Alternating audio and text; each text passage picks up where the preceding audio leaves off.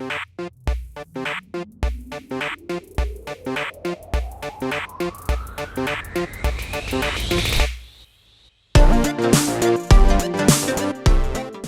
guys, welcome to Foundry Online Week 2.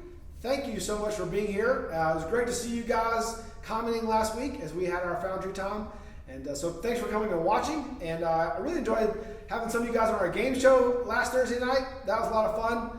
Congratulations again to the Webbers for winning, and hopefully we'll be able to do that again soon. Now, please don't forget to subscribe. By subscribing, if we get to 100 people, there's some custom things we can do, and so maybe help us out by subscribing. Tell your friends to subscribe, just so we can get it up and we can kind of put some of our own photos on there and get our own link. So I would love it if you would just take a quick second, subscribe at the bottom.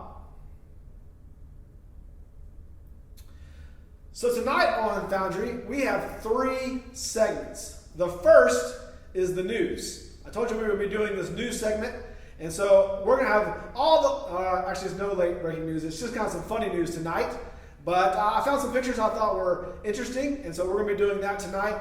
And at the end of the news part, there is a message from Aaron and Julie, and we are still sad they're gone, but they are going to bring us a message. The second part is we have another game tonight, and you're going to get to decide, talk with your parent, decide what you like, what you don't like. It's kind of like a would you rather game. And so if your parents aren't there, that's all right. Go get them real quick. If they can't make it, then you get to comment like we did before. And then finally is our Bible lesson for the night, followed by a few questions for you and your parents to answer. So let's get rolling. In the news, have you ever heard of Shauna Lakeland? Me neither. But she decided to do the fake tan of all fake tans, right? Isn't that a pretty cool picture of her? I don't know why she decided to do that. It looks like she is a zebra. All right, here we got a guy who learned how to fold this money into a fish. That took and wasted a whole lot of time. Now, this next one, I'm actually really excited about this next one, because most of you never really played with one of these, but what this guy did with this Etch-a-Sketch, look at that. That is incredible. No, I can't even, especially what it is. All right, I kept on looking. I found this guy who obviously gets stuff from Amazon, and he made himself into an Amazon box man creature thing. I don't really know what he was doing, but it was super creative. And I give him props. I don't even know how he got his head in there like he did. Now, maybe you have a house that a lot of people drive by. Check this out. Right? All those Post-it notes, that is pretty cool how they managed to do that. Maybe you got some windows. Maybe you have a neighborhood and people can see it. Make you design, happy face. I don't know. Go do that. You got time on your hands. That's pretty cool. Now, this next one, this guy's obviously must be an engineer. Right? Because he likes to build things. So he built an arch. But he didn't build an arch like you and I would probably build it. He built it out of Pringles cans. Check that out. Right? He actually got that to, it works. I don't know, but that's what it does. Pringles arch, pretty amazing. All right. I've seen videos like this before. I even tried to make one once, where I was doing this with a cruise ship that was following the cruise ship that we were on. But here is a car getting eaten. I know, that's good timing, good video. It's actually harder than you think, but I like that shot. I wish it would have eaten the man up in the top as well, but it is what it is. All right, that's our news for today. These people had way too much time on their hands, kind of like most of us. What are you guys doing? Send me your pictures. All right, now I told you we had a message from Julie and Aaron. Unfortunately, they're gone. They're up in Virginia. We miss them, but they want to say something to you guys. Hey, everybody. Hope you all are doing well. Hey, we just wanted to stop in and say we have moved to Roanoke, Virginia. So we are currently here. We're just moving in and getting everything set up. Yep. But we just wanted to say that we miss you guys, and we're sorry we didn't get to say a proper goodbye and have like a party and stuff like that. But That's the nature of the coronavirus, I guess. Yeah, but So- we hope you all are doing well, and please stay in touch and contact with us, whether that's on social media. That's pretty much the way we're gonna. Right. I don't know if you all have our numbers, but if you can get those from Brant. But we want to stay in touch with you all and stay connected, even though we're hundreds of miles apart. That doesn't mean we're not family. So. Right. And we know that you're excited there's no more school, especially you, James. Yeah. So congrats. You got your wish. Yeah. But we do hope you guys stay safe, and we love you, and have a fun summer. And if you're down this way, just let us know. Yeah. We're happy to get you in the guest room or whatever you need to do, okay? All right. We'll talk to y'all. All right. Bye. Bye. All right, so now comes the best part. No, actually, not the best part, because the best part is the lesson. The next best part of our Foundry Online, and that is the game. And this game is called If You Had To. It's a lot like Would You Rather. We're going to put two things on the screen, and we want you to pick which one you choose. Tell us why. Discuss it with your parents. Throw it out there. They won't be up there very long. They'll move on to the next one. I think there's about 10 of them. So if you don't have a parent, just put it in the comments. What did you choose, right? So we can all see. Hopefully we're all watching this together. But there's some pretty cool ones in there. I can't wait to see what you guys decide.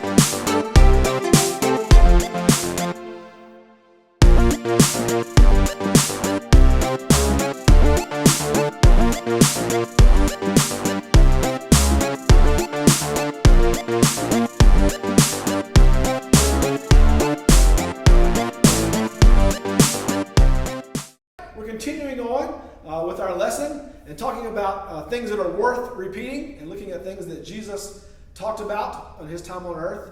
And tonight's kind of pretty cool. Have you ever been invited to something right? You've probably been invited to a lot of things. It's pretty cool when we get an invitation, right? Like here, it comes in the mail, kind of like one of these. This one is not addressed to anything, but a lot of times you get an invitation, it's in one of these. When I was in middle school, and I believe it was 8th grade, I was invited to my first cotillion. It was also my only cotillion, but I was invited. Now, maybe you don't know what a cotillion is. I probably didn't know what it was back then, but basically it's a fancy word for a formal dance, like a ballroom type dancing. And some kids in my school, let's just say they had money, and they had been taking this ballroom dancing class. I'm not exactly sure how this whole thing came about. All I know is that everybody in our class got invited to this cotillion, this ball, this dance, right? And so we all got these fancy invitations. It was to one of the country clubs in our area, and you go and they had the whole country club, basically the whole floor was this dance.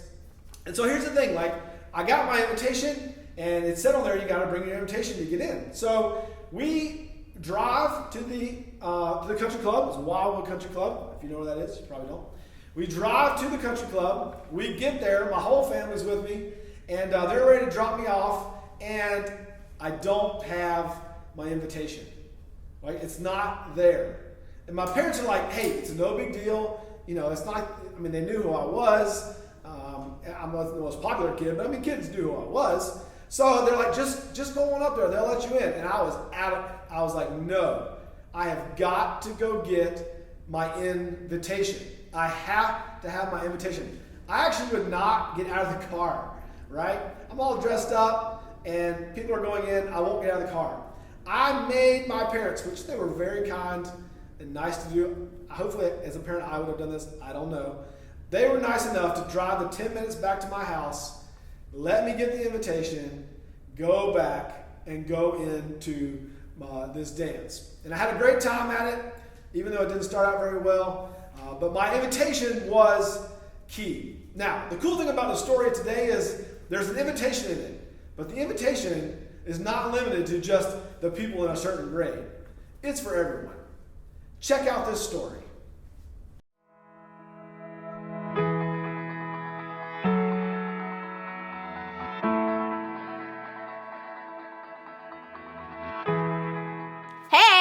I'm Jean, and you're probably wondering what this chair right next to me is doing here, but we're gonna get to that by the end of this video, I promise. But first, have you ever received an invitation so great that it made you feel amazing? I mean, maybe it was an invitation to a party that left you feeling like the coolest person on the planet.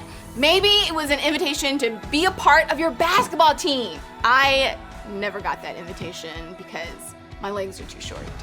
Should I do it?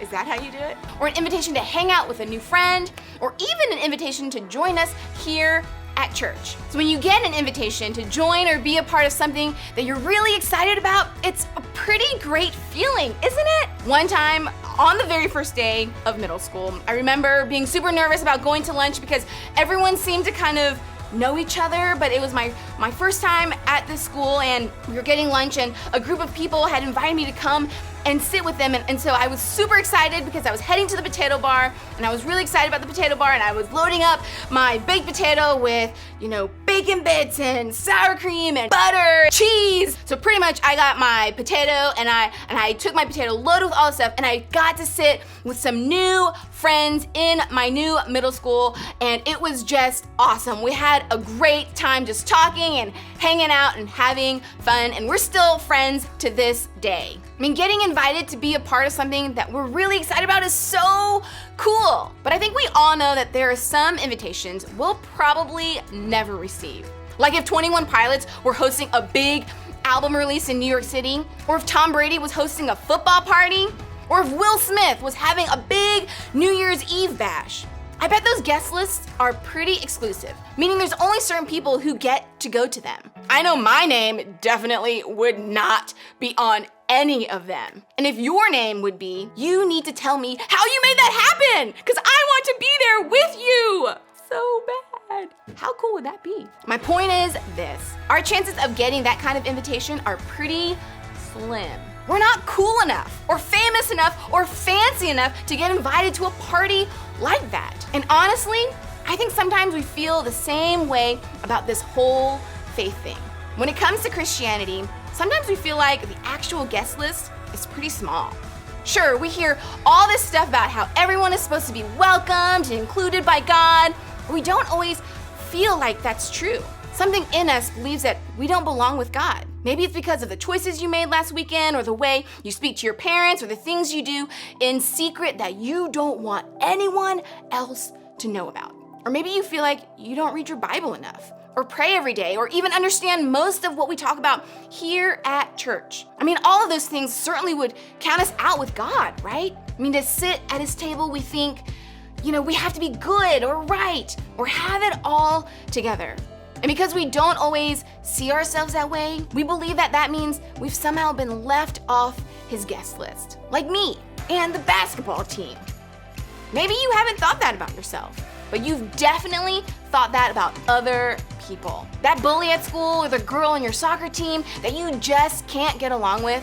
You think they certainly don't belong at God's party. The classmate that always says the rudest comments, or the guy who treats girls so terribly. You feel that they shouldn't be included here at church. Maybe you've looked around this room and thought, do they really belong here? Why would God put people like that on his guest list? And truth be told, if God put us in charge of determining who's in and who's out when it comes to following him, I think we'd struggle to find anybody to include. We may not even include ourselves. And that makes me wonder, is that really the way that God wants us to be? Today, we're looking at one of the stories that Jesus shared with his followers while he was on earth. And these stories are called parables, and they're stories that are definitely worth repeating. Through these simple stories, Jesus taught us really important truths about God. Now, Luke, a close follower of Jesus, wrote down the parable we're gonna look at today. And guess what? It's all about a party! Party! That's right. Jesus actually had a lot to say about parties, guest lists, and invitation. One day, Jesus was at a dinner party at a religious leader's house. The religious leader was part of a group of people called the Pharisees. And basically, the Pharisees thought that following God meant you had to follow the rules so closely that you'd never break one of God's laws. But even though they thought they were following God by obeying all of these rules, they often missed God himself. While at dinner, one of the dinner guests brought up the great banquet, the big party that's going to be in God's kingdom when we live with him forever.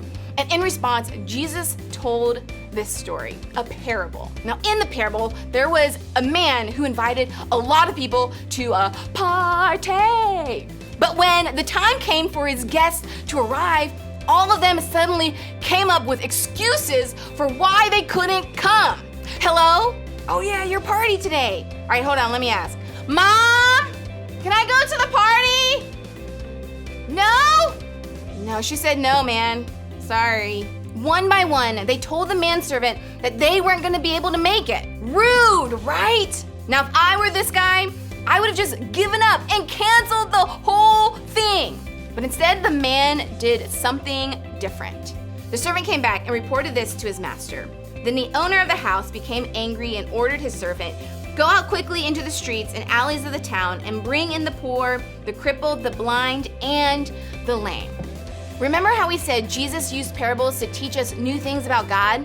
Well, if that's the case, then this story is about so much more than just the guy whose friends stood him up for a party.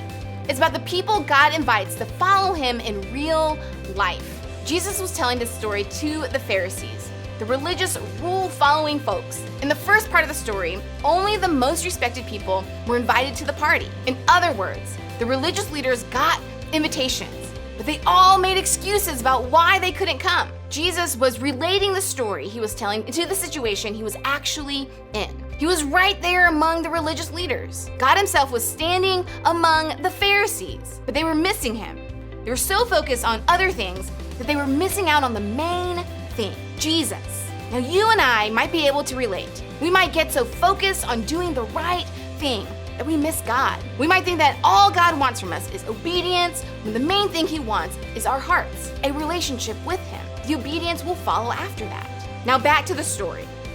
There were other folks who did come to the party. Did you catch who did? The poor, the crippled, the blind, the lame. In other words, the people who the Pharisees viewed as less respectable. Now let's look back at what the man says next for one more detail. "Sir," the servant said, "what you ordered has been done, but there is still room." Then the master told his servant, "Go out to the roads and country lanes and compel them to come in, so that my house will be full." So after the people who were viewed as not so respectable had come to the party, there was still room. And the servant basically had to compel people to come to this party. Like, he had to convince them to come, probably because they were all freaking out, because no one would believe that they belonged at a party like that. But still, they were invited. No matter how the rest of the world saw them, they were included in this party. The host urged them to come. They were wanted. And that's exactly what Jesus was trying to help the Pharisees see in his story. That they were going to be surprised by who's at God's big party. And we can learn from this lesson too. That's the way God's invitation to us works. Which brings me back to this chair. This is your chair, your seat at God's party. Everyone is invited. I mean, God offers a seat at his party to every single one of us. No matter who you are, what you've done, or what other people think about you, you've made it onto God's guest list. You don't have to be good or right or any of those things to be at his party. You simply have to accept the invitation. You just have to take a seat at the party. Did you catch one more thing? The party wasn't full. So the man kept inviting more and more and more and more people to join. He didn't care if they were respected in their society. He wanted to make a space for everyone at his table. He wanted to extend the invitation to them all. There was room for everyone. Everyone. Jesus told this parable because he wanted the people at the dinner to know that God's heart is the same. Those invited to join his party don't have to be perfect. They just have to show up, to love him, to want to be in a relationship with him. And there's no limit on that kind of invitation. At God's party, the invitation is for us all. If that is true, then I think it means that we have to change the way we see a few things about our faith and God's invitation for us to be a part of it. For starters, we need to remember what God is inviting us to. God's inviting you to spend a life following him. And that's a really big deal. It's something worth celebrating. But when we look at it the way the first people invited to the party did, we risk missing out on so much of what it means to follow God. Then, we have to recognize that his invitation is open to all of us. God wants you to sit in a chair at his table. He's invited you, each and every one of you, to the party. He wants you there because he loves you. No matter who you are or what you've done, you are on his guest list. You just have to say yes. In fact, if that's an invitation you've never thought about before, now might be a great time to start. You can talk to your small group leader or another trusted adult here at church about what it might look like for you to accept God's invitation to follow him in your life. Finally, we can extend the invitation to others. Because at God's party, the invitation is for us all. When we invite somebody to the party, God opens our heart and eyes to see them the way he does, as people deserving of the invitation. And not only that, we make a way for them to see themselves as God sees them too. And who knows? They may even accept the invitation and decide to take a seat at his party. Remember, at God's party, the invitation is for us all. Remember, this chair is for you.